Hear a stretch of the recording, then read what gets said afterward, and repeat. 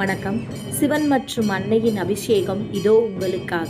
பால் அபிஷேகத்தை கண்டால் மன அமைதி, குடும்ப ஒற்றுமை, செல்வ செழிப்பு, ஆரோக்கியம் உண்டாகும், நோய் நீங்கும். மகா சிவராத்திரி அன்று சிவ அபிஷேகம் பார்த்தால் மிகுந்த புண்ணிய பலனை தரும்.